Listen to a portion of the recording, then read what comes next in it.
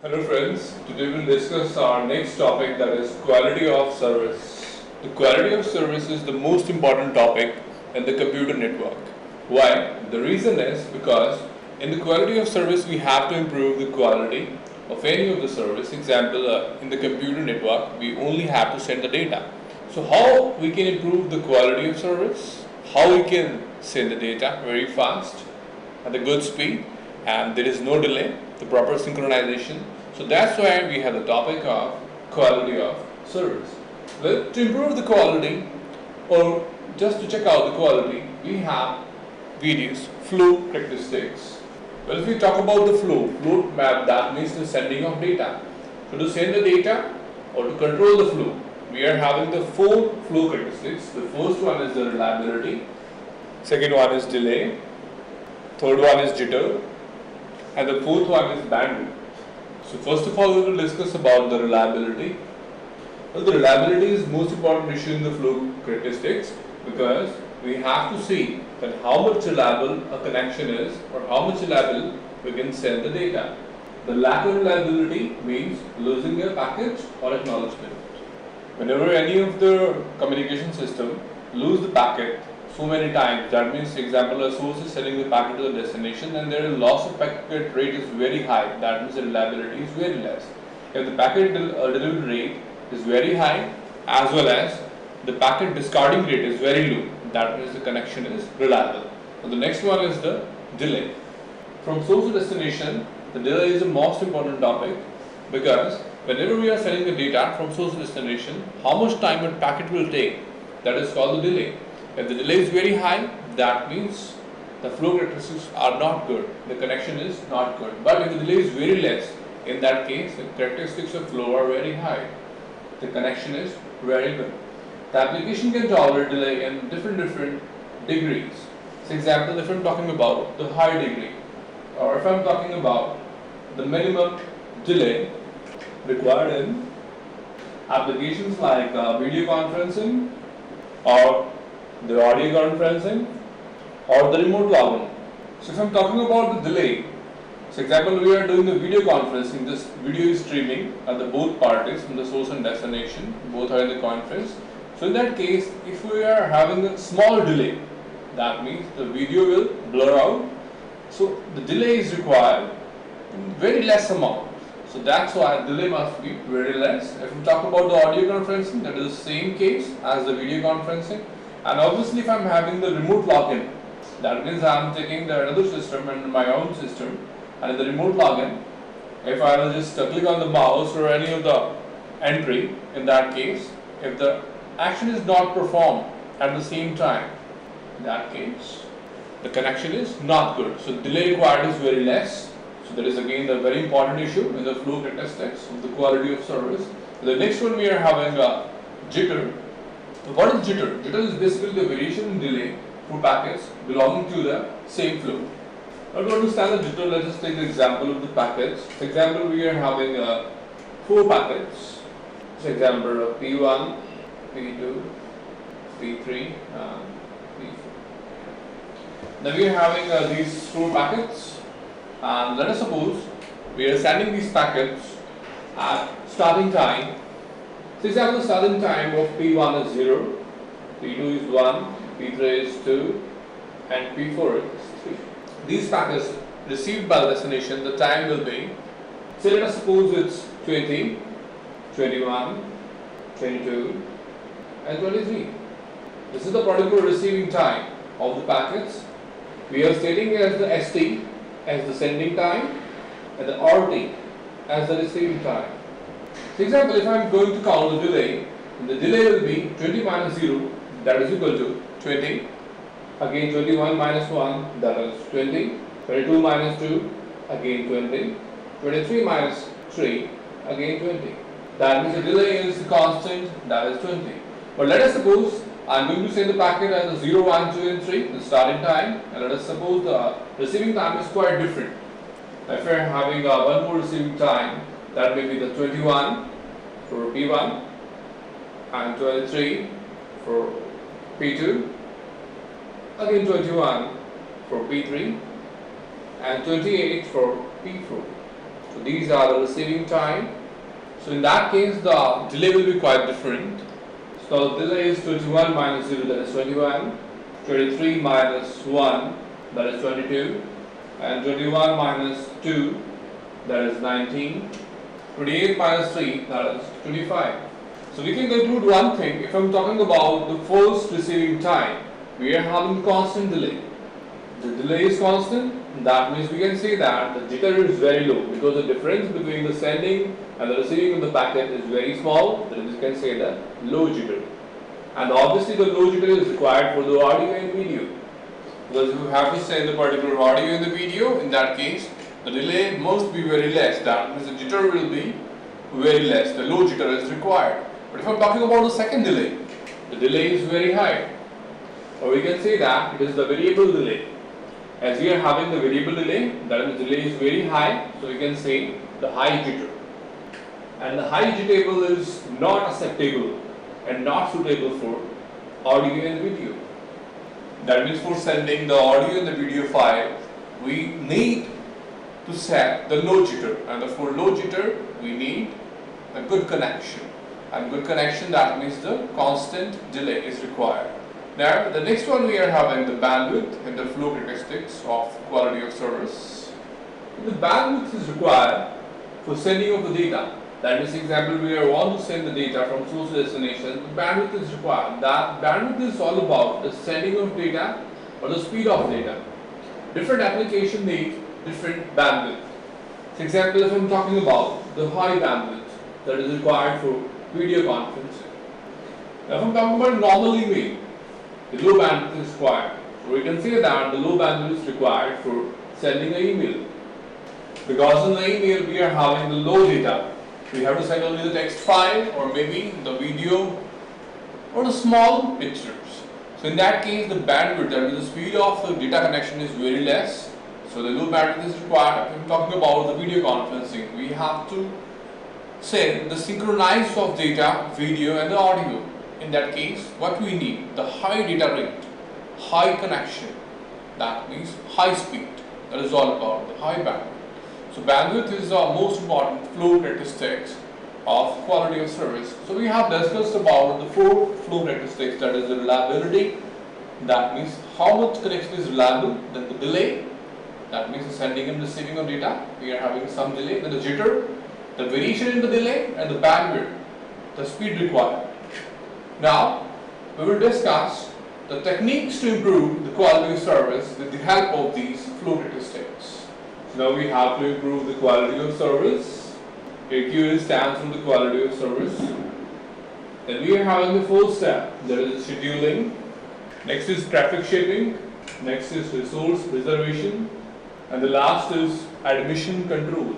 And the improving quality of service, that means we have to improve the quality of service. We are having the 4th step, that is the scheduling. If I'm talking about the scheduling, the packets from different flows arrive at the switch or the router for processing. A good switching technique treats the different flow in a fair and appropriate manner.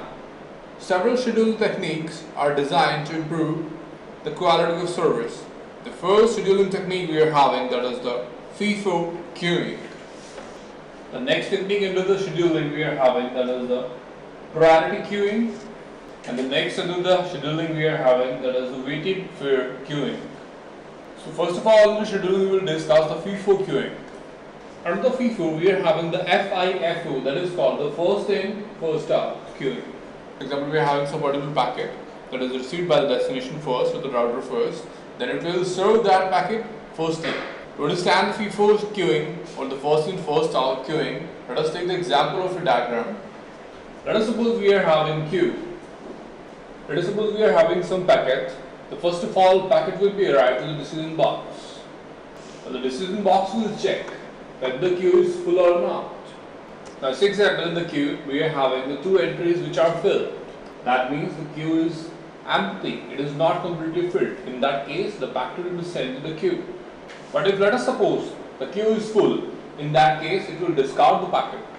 Now the packet will be sent to the queue and queue will take that particular packet at the back side exactly after the 2 packets. Now after the queue we are having a processor in the FIFO queuing. So the packet is sent to the processor, and the processor will process the packet and will then send for the departure.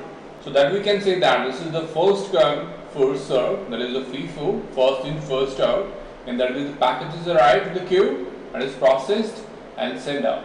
Next we are having that is the priority queue. In priority queuing, packets are first assigned to a priority class. Each priority class has its own queue. The packets in the high priority queue are processed first. Packets in the low priority queue are processed last.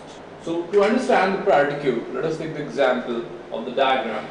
Suppose we are having two queues. We can say that the first queue, that is the high priority queue, and the second one is the low priority queue. Before the queue, we are having the same decision box as we have earlier discussed. We will check out whether the queue is full or not. First of all, the data packets will arise and they will be sent to the classifier.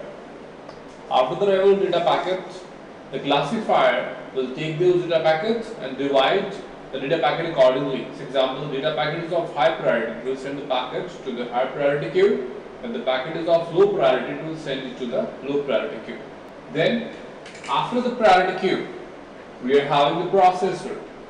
The processor is having a switch that will be connected to the both ends of high priority and low priority queue, but one at a time. At the both ends of the queue, we are having a particular button to which the queue will be connected and the switch will connect to that particular area. Switch will send the data to the particular processor. Now let us suppose we are having the any packet. The packet will be arrived to the classifier. The classifier detects that the packet is of high priority. It will check out whether the queue is full or not. If the queue is not full, it will send the packet to the high priority queue. And after the high priority, processor will come to know the packet is coming from the high priority. Then the processor will indicate to high priority and the switch will take the packet from the high priority queue. Now whenever the queue is full, the switch will be switched to another queue from the high priority to the low priority. Now the processor will take the data packet from the switch of the high priority and it will send the data packet outside for the departure.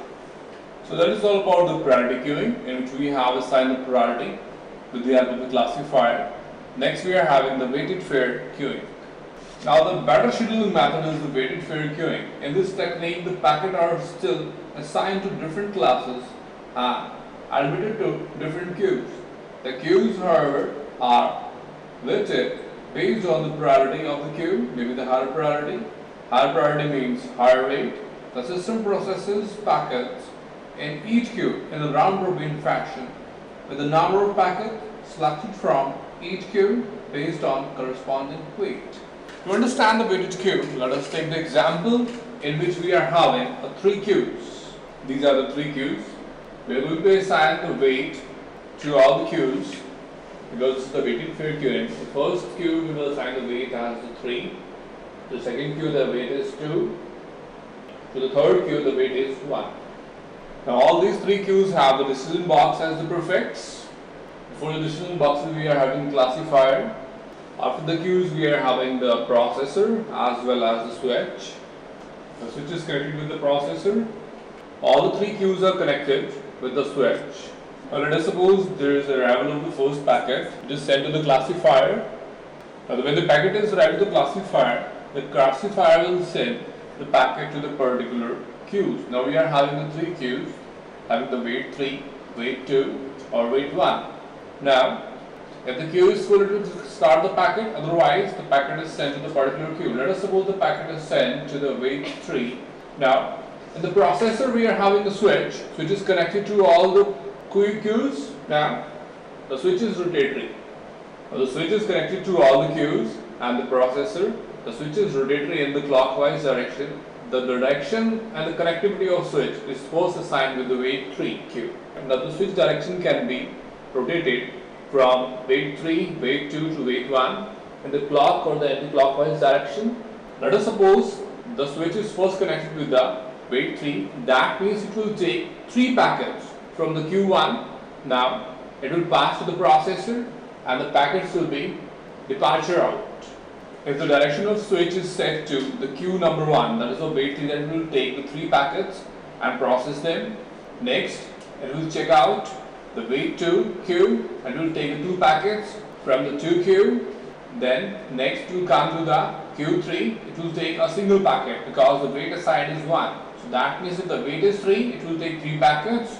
If the weight is 2, it will take 2 packets. If the weight is 1, it will take 1 packet. So that is all about the weighted fair queue, in which the packets are based upon their weight. They will depart the packet according to their weight. Now we will discuss the next quality of service improvement technique, that is traffic shaping. Traffic shaping is the mechanism to control the amount and the rate of the traffic sent to the network. Basically, we are having 2 types of traffic shaping techniques. The first one is the leaky bucket. The next technique we have is the token bucket. So first of all, we will discuss the leaky bucket. Well, the leaky bucket algorithm shapes bursty traffic into fixed size traffic by averaging the data rate. It may drop the packets if the bucket is full. To understand the leaky bucket, let us take the example of the diagram. Now let us suppose we are having a bucket. In the bucket at the bottom, we are having a hole. Now let us suppose we are having a tap that is over the bucket. Now this tap will spread the bursty data. Bursty data, that means there is no particular sequence or the variable. The data can be in particular form, that is not constant data. That's why we called it as the bursty data. So the tap will spread the bursty data on the bucket. So it is a bursty flow of water. Now that water will be collected inside the bucket. So this is the bursty data or the bursty water. So we call it as the bursty flow of data. As you can see that at the bottom there is a hole in the bucket. That means there will be water which will come out from the hole. There is a main and the major point to be noted. That from the hole the data will come out or the water will come out. That means that will be of constant flow. So we can say that with the help of the leaky bucket, the bursty flow of data or the water can be converted to the fixed flow of data or the water. Now compare it with the networking terms. So example, we can say the data and the bursty form. Let us draw a graph for that. Suppose we are having a timeline on the x-axis and the data rate on the y-axis. I am going to divide the timeline into 10 particular parts, starting with the 0, 1, 2, 3, 4, 5, 6, 7, 8, 9, 10. Now let us suppose for first 2 units of second we are having 12 MB of data. So data rate will become 12 Mbps. Now suppose for the next few seconds system is ideal, and after that from 7 to 10 we are having 2 MB of data. So 2 MB of data, that means it's of 2 Mbps. So we can see that for the first second we are having data of 12 MB, that is 12 Mbps. And for the next few seconds the data rate is ideal, and after the next 3 seconds we are having 2 Mbps of data. So we can also state that this is the bursty form of data. So we can also consider as the bursty data. Now compare it with the leaky bucket. In the leaky bucket we are also having the bursty data or the bursty flow. That means sometimes the flow is very high and sometimes flow is ideal, and again for some time the flow become very low. 12 Mbps, 0, 2 Mbps, same in the graph. Now as we follow the leaky bucket algorithm, the data must be of fixed flow. So that means if we count the complete data rate, the complete data rate is 12 into 1, that is 12, plus 2 into 3, that is equivalent to 12 plus 6, that is equivalent to 18. That is in total we are having 18 Mbps of data. Now whenever we find out the fixed flow after the leaky bucket, we will modify the diagram of the graph. Now let us suppose we are having the complete data, that is the fixed flow data, that is of 1.8 Mbps for the whole 10 seconds. Now the data rate is of 1.8 Mbps and data is 1.8 MB for the whole 10 seconds. So we can say that 1.8 into 10 is equal to 18 MB of data. So we can say that it is the fixed rate data. That means in the leaky bucket, the bursty data or the bursty flow can be converted into fixed data rate. So with the help of these graphs and the diagram, it is quite clear that the bursty data of 12, 0 and 2 Mbps can be converted into directly in 1.8 Mbps, and the data can be sent in the constant rate. If a bucket has a small hole at the bottom, the water leaks from the bucket at the constant rate. As long as there is water in the bucket, the rate at which the water leaks does not depend on the rate at which the water is input to the bucket unless the bucket is empty. The input rate can vary, but the output rate remains constant. Similarly, in networking, a technique called leaky bucket can smooth out pulsy traffic. So that's all about the leaky bucket. Next we are having the token bucket. The leaky bucket is very resistive. It does not credit an ideal host. For example, if a host is not sending for a while, its bucket becomes empty.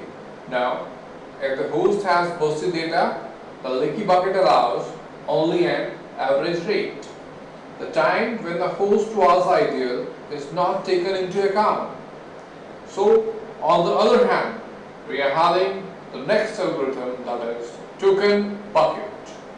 The token bucket algorithm allows ideal hosts to accumulate credit for the future in form of tokens. For each tick of the clock, the system sends n tokens to the bucket. The system removes one token for every cell of data sent. To understand the token bucket, let us take the example. Suppose we are having a bucket as the previous one, the leaky bucket. Now we are having a bucket, and in the bucket, at the place of water, we are having the tokens that will be generated at the particular tick. That means at every tick, the tokens are generated. So example, the token is generated. We can say that the one token is added per tick. Tick is the time. Now the tokens are collected inside the bucket. Now the one token removed and discarded per cell transmitted. Now that discarded token can be added to the particular queue which we have discussed in the scheduling. Now we will add the scheduling queue. Now first the package will be arrived to the queue. We will check out the queue is full or not. If the queue is full, in that case we will discard the packet. Otherwise we will send the packet to the queue, and the packet will be added to the help of the token, and the one token per tick is removed, and that will be added after the queue. And after adding that token to the queue, we will send it to the processor, and the processor will process the packet and departure the packet. AD stands for the departure. So that is all about token bucket. The token bucket can easily be implemented with a counter. The token is initialized to 0. Each time a token is added, the counter is incremented by 1. Each time a unit of data is sent, the counter is decremented by 1. When the counter is 0, the host cannot send data. The token bucket allows bursted traffic at a regular maximum speed. So the next we have the resource reservation.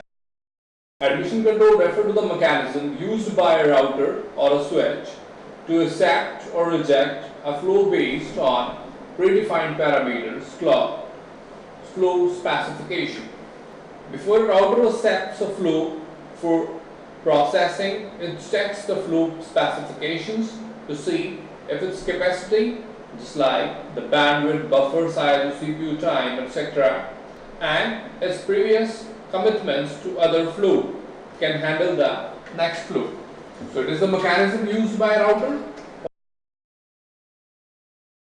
to check the flow specification before the admission of data. So that means before processing any of the data, router or switch will first check the flow specification. That is all about the admission control. So today we have discussed the quality of service and how to improve the quality of service. So that is all about. Thank you.